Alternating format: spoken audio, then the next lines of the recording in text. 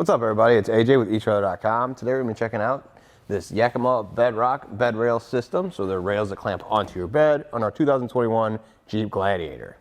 The Bedrock system is going to be a great addition to your Gladiator. It really maximizes the use of your bed. So not only can you still carry cargo in the bed, but you can put stuff on top of it. So maybe another cargo basket, a bike rack, or even a rooftop tent.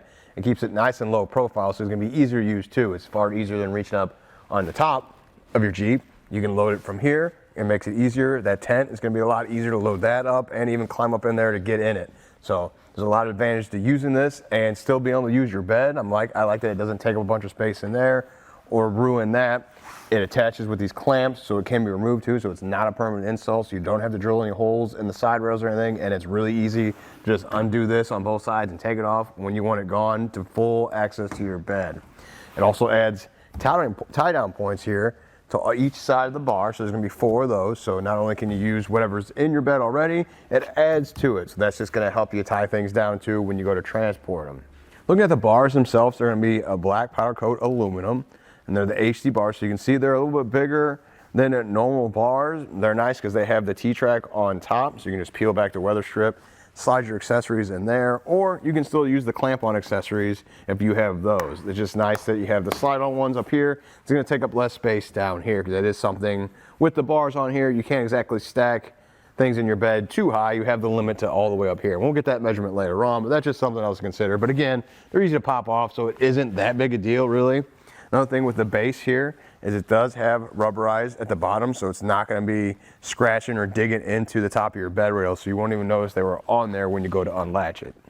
Let's get that measurement I was talking about earlier. So I'm going to go from the bed to the bottom of the barge to see how much space we have. Now we have a bed mat in here, which adds a little bit to this measurement, so it might be different if you don't have a bed mat, but from the raised portion of the bed / bed mat, it's going to be about 18.5 inches of space in between there. So it's quite a bit. Just keep that in mind when you're loading up your gear and how much you want to stack it up. Another thing about is probably measuring your accessories on top. So whatever you decide you want to put on these bars, probably a good idea to measure and see how tall it is, just to see how much you're going to actually add when you put them on the bar, to see if it's going to be above your cab or below your cab.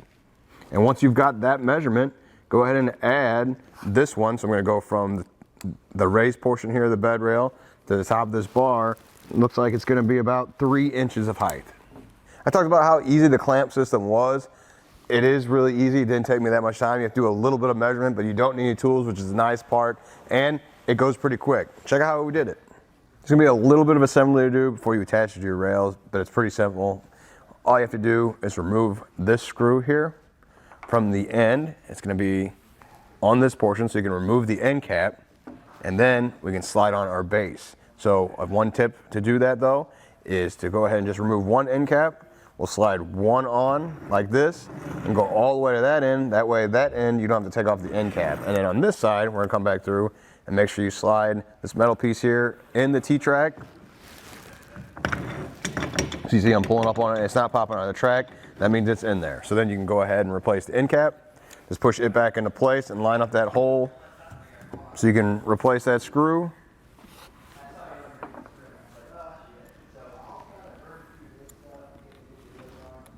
And then you should be good.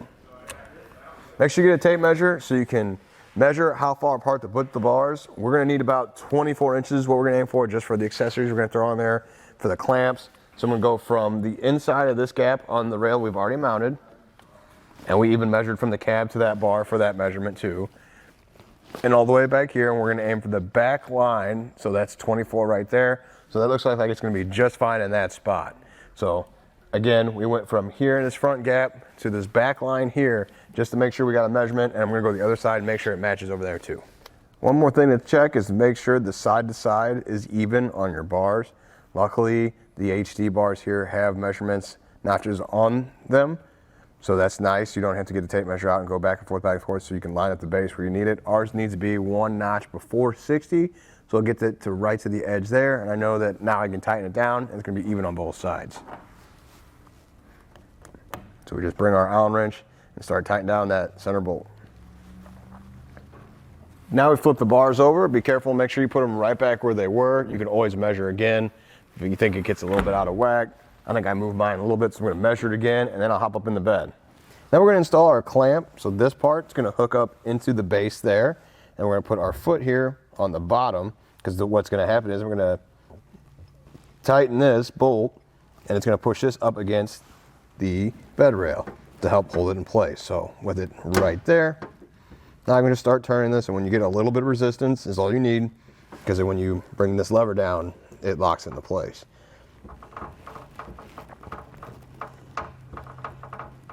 Just make sure that foot goes up in there. There we go. A little bit of resistance, so I'll back it off.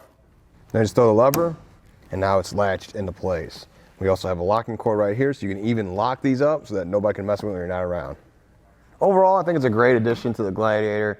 I like how easily it installs and how easily you can remove it if you don't want it there. Plus, it's just gonna help you use that bed space and carry it a little bit more, like a bike if you don't want to throw in the back there, or a tent if you're going camping. That's great for this too. And it being lower makes it easier to actually add those accessories on there. Now, one thing to note is if you do have the trail rails, the built-in rails on the inside of your Gladiator, this won't work with that. It will make contact, but there are other options out there. Weston makes the overlanding bars you can get for that slides in the track. So that's kind of closer to a ladder rack, but you can still use it to put accessories on there. And it's not permanent like this one. You don't have to drill on that one, it slides in the track. So if you do have that track and you're looking forward to this, check that out too. Well, I think that does it. Thanks for hanging out. I hope this helped.